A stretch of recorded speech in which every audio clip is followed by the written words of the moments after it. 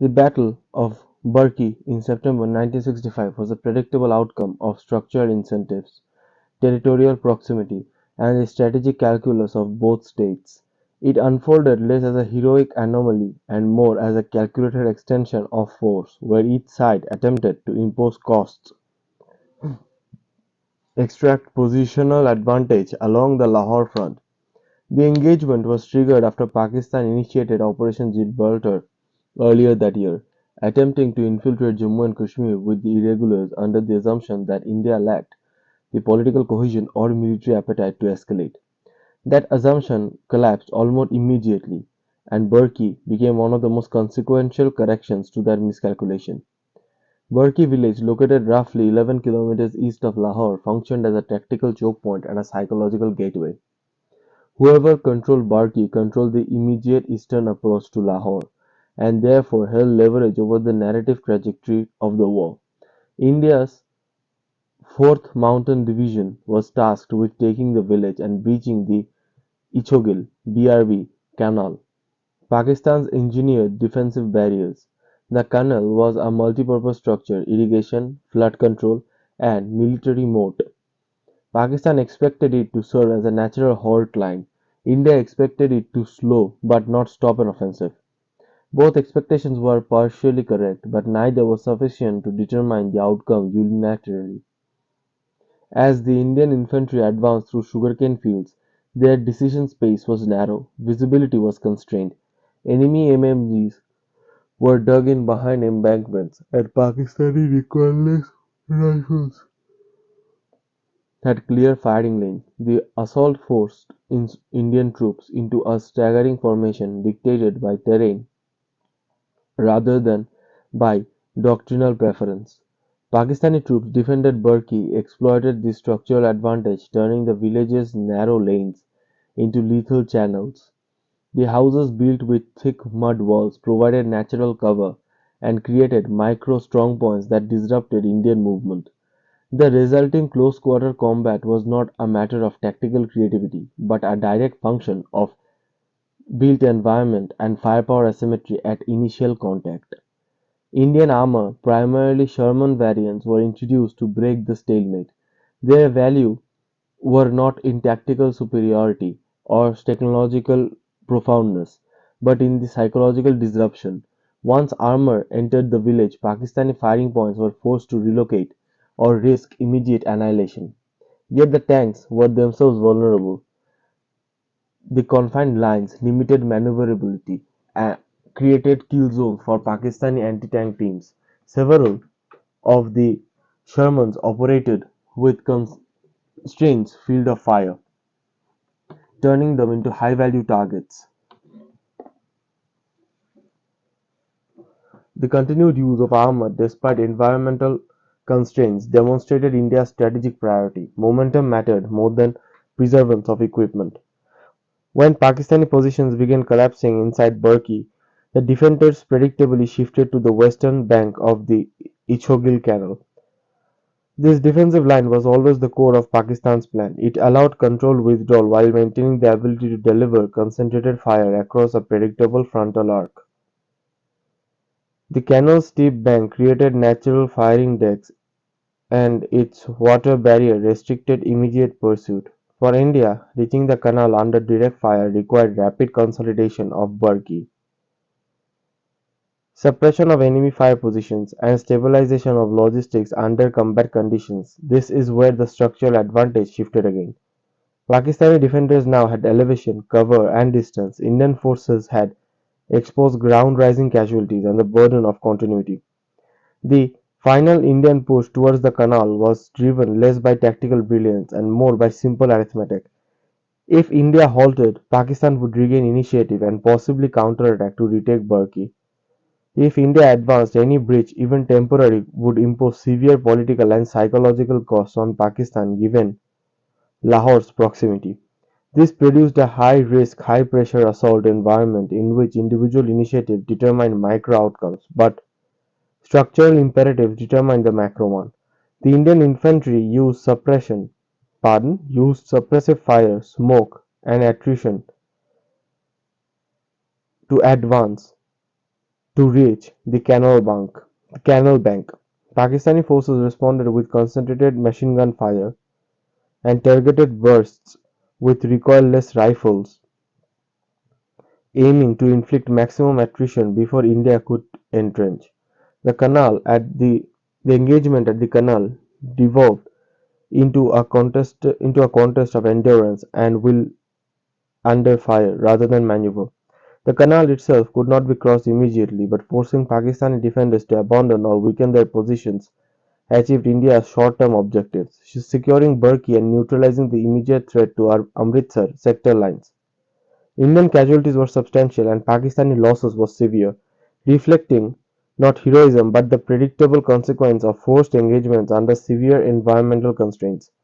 In the aftermath, Barki became a symbolic victory for India and a cautionary note for Pakistan.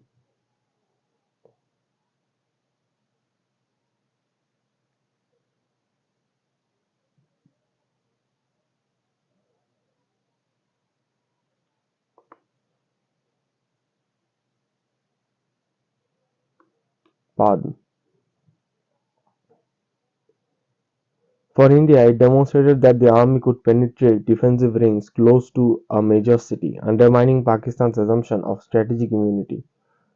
For Pakistan, it demonstrated that reliance on fixed defensive barriers was insufficient when the opponent was willing to absorb casualties and exploit momentum. The battle reinforced a principle familiar to any student of conflict: control of terrain adjacent to political centers magnifies the cost of failure and compresses the decision window for defenders. The battle's legacy is not sentimental, it is structural. Barki exemplifies the ruthless calculus of positional warfare. Villages become fortresses, canals become weapons, and soldiers become expendable components in a broad competition for initiative. No amount of post-war romanticization alters the cold reality. Barki was a battle dictated by geography, escalated by a strategic misjudgment, and settled through attrition imposed on both sides. It showed how close combat, artillery saturation, and urban firefights converge when states prioritize symbol and strategic leverage over human cost. In the summer of 1965, the Indian subcontinent stood on the brink of a conflict that neither side could fully control. Pakistani leadership, convinced that India was still weakened after the 1962 war with China, launched Operation Gibraltar, infiltrating armed irregulars into Kashmir in an attempt to ignite a rebellion. The plan was built on a fragile assumption that those those assumptions collapsed almost immediately. India responded not with hesitation but with force. What began as a covert infiltration escalated into a full-scale war, and within days the village of Barki, just 11 kilometers from Lahore, became the focal point of a battle that would shape the Lahore front. The terrain around Barki was deceptively ordinary: sugarcane fields, scattered mud houses, narrow lanes, and Ichhogil Canal, also called the BRB Canal, a defensive barrier built by Pakistan intended as a modern moat for Lahore. In war, ordinary terrain becomes extraordinary. Villages become fortresses, fields become killing grounds, and rivers become iron walls. The Indian Army's 4th Mountain Division received its orders, advanced towards Lahore, neutralized Pakistani forward defenses, and captured Barki. For Pakistan, defending Barki meant defending the doorstep of a city that symbolized the very core of their national identity. The stakes were not tactical, they were existential. September 10. Dawn breaks over the eastern Punjab plains, but the morning is already heavy with smoke. Indian troops move through the sugarcane field in dispersed formation, using the tall stalks as their only cover. Visibility is limited. The canal and tree lines hide enemy movement. The air vibrates with anticipation. The first encounter is brutal and immediate. Pakistani MMG positions open fire from concealed bunkers, their tracer cutting through the dense cane like hot wires. Indian soldiers drop, crawl, and sprint, every movement calibrated to avoid the kill lanes. The ground is uneven, the fields marshy from canal irrigation, but momentum must be maintained. If they stall, the Pakistanis will call in mortars and the approach will turn into a slaughter. More units push in, leapfrogging forward, establishing small pockets of advance. The 4th Mountain Division knows that Barki is not just another waypoint. It is the gateway to Ichhogil Canal, the last major obstacle before Lahore. The defensive depth will only intensify from here. The fighting goes louder, closer, and more chaotic. As Pakistani fire intensifies, Indian company commanders reorganize formations under fire, shouting orders through the thunder of machine guns. Casualties rise, but the assault continues. As Indian troops reach the outskirts of Barki, the fight shifts from open fields to confined lanes. The village becomes a maze of firing points. Every house is a potential ambush. Every doorway is a loophole for a rifle or a machine gun. Pakistani defenders, well dug in, use the village architecture to their advantage. Mud-walled houses absorb small arm fires, allowing defenders to relocate quickly between firing positions. Snipers exploit upper floor windows, rounds ricochet unpredictably in tight spaces. Indian soldiers split into assault teams, clearing one house at a time.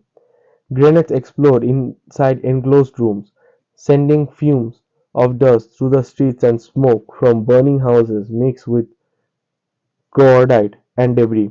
The air becomes suffocating. The fight turns personal, close range, and unavoidable. Bayonets are fixed because there is no room for maneuver. Men fight across broken walls in alleys no wider than a doorway. The chaos is total, but gradually, through attrition and relentless pressure, Indian troops begin to carve out dominance inside the village. The battle was now fully ignited. As infantry pushed deeper into Barki, tanks arrived. Indian Sherman tanks, outdated but effective in close support roles, move in from the east.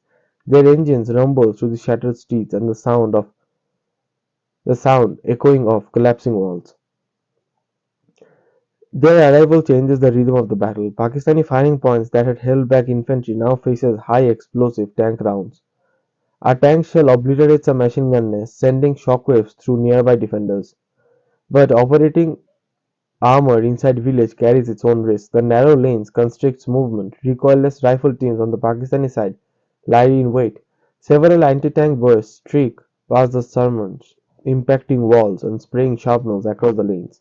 The tanks fire back, turning houses into rubble. Armor isn't invincible, it is simply the heaviest weapon still able to move forward, and forward is the only direction acceptable. By evening, Barki's defenses began to show cracks. The combined pressure of infantry and armored forces Pakistani troops to retreat in segments, relocating towards their defensive fallback, Ichhogil Canal. The village is burning.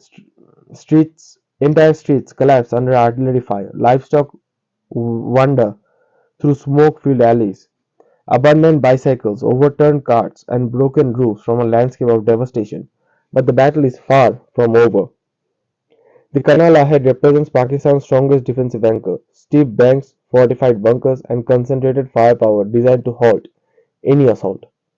Indian commanders know that the night will offer no safety. The decision is made: push towards the canal. The Ichhogil Canal, fire and water. Night falls, but the darkness doesn't bring silence. Pakistani machine gun opens fire from the western bank of the canal, their tracers illuminating the water like neon streaks. The canal, usually a peaceful irrigation channel, has transformed into a killing field. Indian troops advancing towards the canal face direct elevated fire. Tanks are steep, approaches exposed, and the water deep. The defenders hold the strong side of the canal with sandbags, bunkers, and observation posts, giving them near perfect visibility. Indian infantry hug the ground, firing upward in an attempt to suppress Pakistani positions. Mortars land across the canal, sending fountains of water and mud skyward. Echoes of recoilless rifle cracks through the night. Despite the intensity, Indian troops reach the eastern bank. They cannot cross, but they deny Pakistan the ability to re-establish footholds east of the canal. The mission objective, capture of Barki and control of approach to the canal, is accomplished under immense fire. Barki has fallen. By the morning of September 11th, Indian forces consolidate over Barki. Smokes continue to rise from ruined houses. Exhausted men, many of them wounded or carrying wounded comrades, walk through the debris. The village is unrecognizable. For Pakistan, the loss of Barki is a strategic and psychological blow. The Indian army has reached within artillery range of Lahore, and the belief that BRB Canal would serve as impermeable shield is tested and found wanting.